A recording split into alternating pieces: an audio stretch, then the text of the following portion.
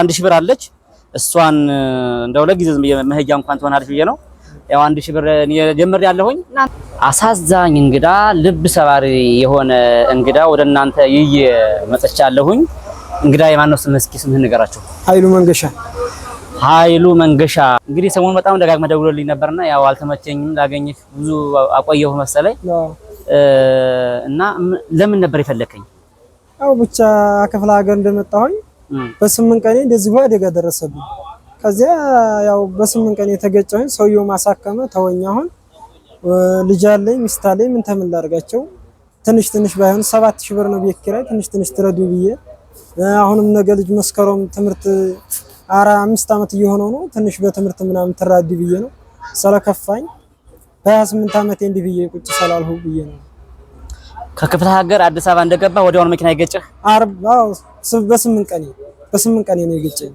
በጣም ያሳዝናል እግርህን አሁን ነው የተቆረጥከው 4 ወሩ ሊገባ ከተቆረጥክ እስኪ ክፈተው በስመ አብ ያሳዝናል መቼ ነው ወደ አዲስ አበባ የመጣኸው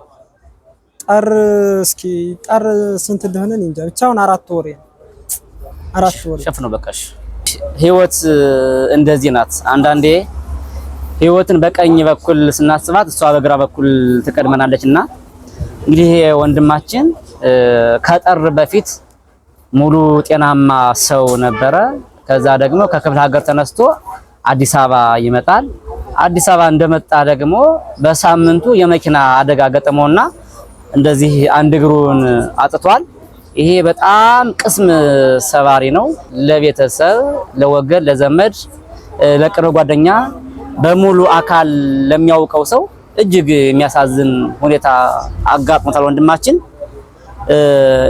የት አካባቢ ነው ሀገር ግን ሙጃ የት ሙጃ ማለት ጥቅል ሀገሩ እንጂ የት ሀገር ነው እዚህ ያለሁበቱ አይደለም ትውልድ ሀገር የት ነው ከየት ሀገር መጥተህ ነው እዚህ እንደዚህ ያጋጠመህ ወልዲያ ሙጃ ወሎ ነው የሚባለው አዎ ወሎ ወልዲያ ወልዲያ የመጣው በ8 ቀን እንግዲህ አርብ ገብቻ አርብ በቃ አርብ 3 ሰዓት ላይ ተገጨው ወገኖቼ ሁለቴ ተቆረጡ ኧረ እባክህ ለምን ሁለት ጊዜ ሆነ ኢንፌክሽን ፈጠረ ይያሉ ገና አሁንም እንደውም ይሄን ተለቃለህ ምናምን ሲሉኝ አሁን እግዚአብሔር እንግዲህ ያን እግዚአብሔር የልጁ ቃቢ ተራዲቶኝ እዚህ ያደረሰኝ አሁን ደግሞ ራበይ በጣም ሲረበኝ አሁን እንደዚህ ያሉ ምናምን ሲለኝ ወደ እናንተ መጣሁ ወዲሁ ቀረቡ ማለት ዳር ነህ ሚስት አለ ልጅ አለ እግዚኦ ሚስትም ልጅ ማለት በጣም ከባድ ነው አሁን ልጅ ሚስትም እዚህ ናቸው አዲስ አበባ መጣው አሁን እየደወሉ ራሱ እንዴት ሆነ ምናምን ይያሉ ደግሞ ልጅ ታሞ ነው እንጂ ሁላችንም ነው ይልመጣይ ነበር ወደዚህ ወደኔ ወደ አንተ ይልመጣይ ነበር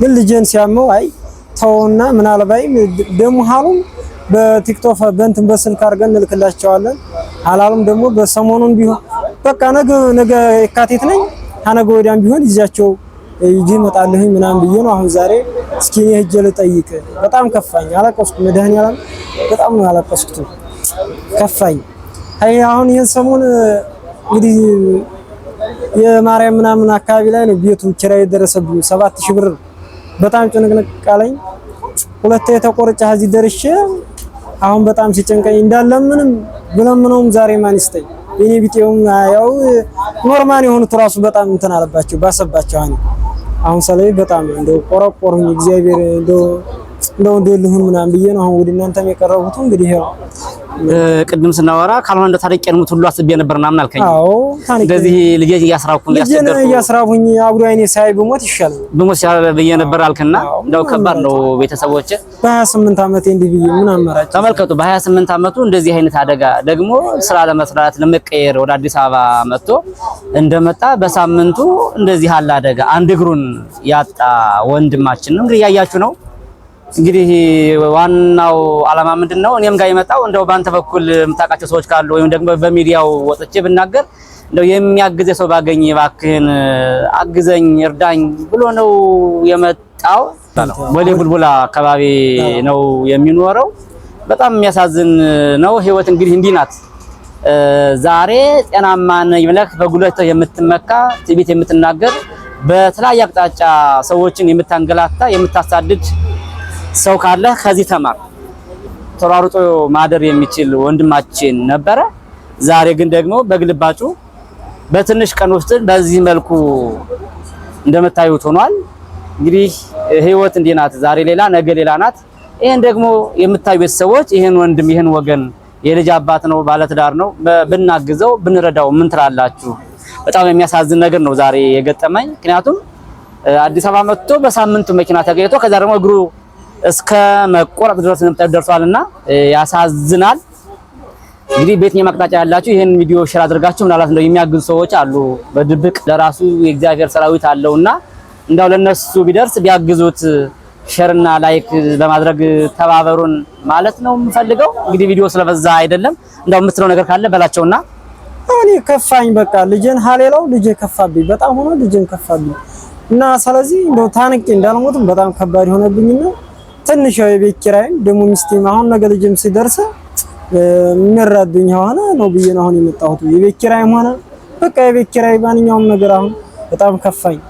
ወደ ሰው ለጠጋሉት እንደዚህ ነው ብዬ ነው አይ ደርሼ ደግሞ አሁን ሲከፋይ በጣም እኔ እግዚአብሔር እንድታረገኝ እያልኩኝ ነው በዚህ እንትን ያሉት። በዚህ ዘመን እንኳን እንደዚህ ሆነህ ቀርቶ ሩጣ ሰርተህም የማይሳካ የማይሞላ ጎዶሎ ዘመን ነው ያለንበት ዘመንና እንግዲህ ትረዳላችሁ። ሁላችሁም ባለሙሉ ጤና ሆናችሁ እየሮጣችሁ ኑሮ አልሞላ ያላችሁ ታውቃላችሁ አይደለም? እንደዚህ ሆነህ ይቅርና እንዳው እንግዲህ የምንችለውን ሁሉ ከኔ ጀምሮ ብናገዘው። እስኪ አካውንት ንገራቸው። አካውንት 1076 48 42 27 1 ስምህን ሙሉ ስም ንገራቸው። ኃይሉ መንገሻ አረጋ። ኃይሉ መንገሻ አረጋ የሚል ስም ነው ያለው። በዚህ አካውንት የምትችሉትን ሁሉ እርዱት፣ አግዙት።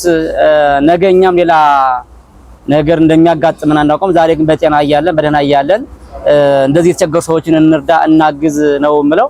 እኔ እንግዲህ ለጊዜው ያስኳት ትንሽ 1000 ብር አለች። እሷን እንደው ለጊዜው መሄጃ እንኳን ትሆናለች ብዬ ነው ያው 1000 ብር እኔ ጀምር ያለሁኝ። እናንተ ነው የምትችሉ ሰዎች ካላችሁ ኪሴ ላይ የነበረችን ነው የሰጠሁት። 1000 ብር ናት። ምንም እቺ ለምን አጣቅም፣ ግን ለጊዜው እንኳን መንቀሳቀሻ እንደው ለታክሲም ለምንም ልትሆን ትችላለች ብዬ አስቤ ነው። እንግዲህ ሁላችሁ በቻላችሁት ሁሉ እንርዳቸው፣ እናግዛቸው። በጣም አሳዛኝ ህይወት ላይ ያለ ልጅ ነው። የሚገርማችሁ ዛሬ እንኳን እኔን ለማግኘት መሳራው ሳብ እስካሁን አልበላም አይደለ? አልበላም። ዝም ብዬ በቃ አንተ ደውልልህ ሳረግ በኋላ ስልኳ ይሰራልኝ ሲል አንተ ደወልልኝ። በቃ እንዴት ብዬ ልምጣ ምናምን ስለ በሰዓት ናለኝ። እኔ ግን ቸኮልኩኝ። ሰው ሰማገኝ ቸኩያለሁና ቸኩዬ ሮጥኩኝ። ደግሞ ነገም አንደኛ ነገ የካቲት 12 ለህር ስለሆነ ምንም መሳፈር የለኝ እንዳልምን አሁን አኪሴ ላይ 20 ብር ናት ያለኝ። ያቺ 20 ብር ደግሞ አሁን ራሱ ምንም ከባድ ናት። እንደው አሁን ደብዬ እንደምሄድ ምናምን ብዬ እለምናለሁ ብዬ ነው ራሱ አሁን ተመልሼ ሳይድ እንኳን ግን እግዚአብሔር ሲያሳካልኝ ምናምን ብዬ ለቅዱስ ሚካኤል ተስዬ ነው ራሱ የገባሁት። 5 ብር ሰጥቼ ቅዱስ ሚካኤል አንተ እርዳኝ እንደው ሀዚህ የበለጠ ምን ሆናለሁ እንደዚህ ብዬ ሰርቼ ለወጣለሁ ብዬ በ28 ዓመቴ እንደዚህ አመሆኔ ደግሞ አሁን ሲከፋይ በጣም ቆረቆርኩ። እንዴ ለምን ይከፋኛል? አንደኛ አመሜን ብችል የልጄ ዳቦ መግዣ አጣሁ። እንደዚህ ብልም አሁን ነገ ቤት ኪራይ ደረሰብኝ 7000 ብር ምን ተምልሁም ብዬ ነው ወደ እናንተ የቀረቡት። እንግዲህ እግዚአብሔር እናንተን ያው እንግዲህ መድኃኒዓለም ምንም ማረጋው ነገር የለኝም። ያው ስለከፋኝ ነው። እንግዲህ የሚገርማችሁ ከቀኑ አሁን 11 ሰዓት አካባቢ ነው። እስካሁን ድረስ ምሳ ሳይበላ ነው የጠበቀኝ። ምክንያቱም መብያም የለውም። እኔ ደግሞ ከሩቅ ቦታ እየመጣሁ ነበር እሱን ለማግኘትና እንግዲህ እስካሁን ድረስ ነው የጠበቀው ተስፋ ለማግኘት። እንግዲህ ምንድነው እንደው በሱ ቀርቤ ከተናገርኩኝ አጋዥ ያገኛለሁ ብሎ ተስፋ አድርጎ ነው። እንግዲህ እናንተ ይሄን ቪዲዮ የምትመለከቱ ሁሉ በቻላችሁት ሁሉ እርዱት፣ አግዙት። ስለበዛ አይደለም። አሁን ለዚህ ሰው ለዚህ ወጣት 50 ብርም 100 ብርም 500 ብርም 200 ብርም 1000 ብርም በጣም ብርቁ ነውና የቻልነውን ሁሉ እናግዘው ለማለት እፈልጋለሁ። እንግዲህ ዛሬ ይሄን የመስራት አሳዛኝ እንግዳ ወደ እናንተ አመጣሁላችሁ። በያላችሁበት ሰላማችሁ ይብዛ። ሰላም ሁኑልኝ።